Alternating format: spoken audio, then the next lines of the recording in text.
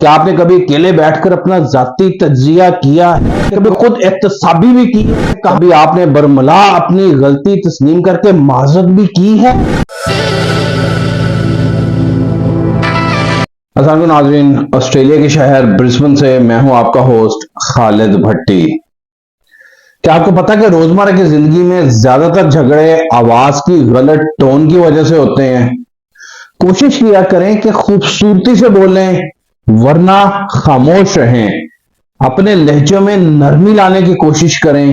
نرمی سے کئی بات اثر بھی رکھتی ہے، لوگوں کے دل میں آپ کا مقام بڑھاتی ہے، جبکہ سخت لہجہ میں کہی گئی بات دوسروں کی انا کو بھی جگا سکتی ہے اور معاملہ الٹ ہو جاتا ہے۔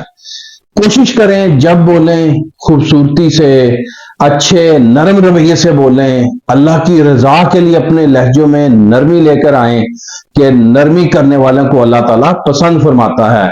بحث کے دوران پرسکون رہیں، کیونکہ لہجے کی سختی غلطی کو عیب اور سچائی کو بدی بنا دیتی ہے۔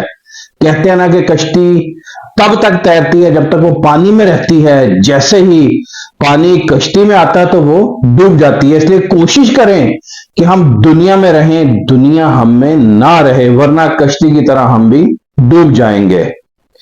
ہر ایک سے اچھے اخلاق سے پیش آئیں۔ اچھے اخلاق کے پیچھے کردار کا ہونا بھی لازمی ہے۔ منہ کی مٹھاس اور چہرے کی مسکراہٹ کو ہرگز اخلاق نہیں بلکہ فن کہتے ہیں۔ کیا آپ نے کبھی اکیلے بیٹھ کر اپنا ذاتی تجزیہ کیا ہے کہ کون سی عادت آپ کے اندر غلط ہے جس سے دوسروں کو رنج یا نقصان پہنچتا ہے؟ کس معاملے میں قصور آپ کا ہی تھا، یا کس معاملے میں آپ کا کردار ایک ظالم تھا، مظلوم؟ تو ہم سب اپنے آپ کو سمجھتے ہیں، کبھی خود احتسابی بھی کی ہے کہ کہاں کہاں ہم ظالم ہیں؟ کبھی آپ نے برملا اپنی غلطی تسلیم کر کے معذرت بھی کی ہے؟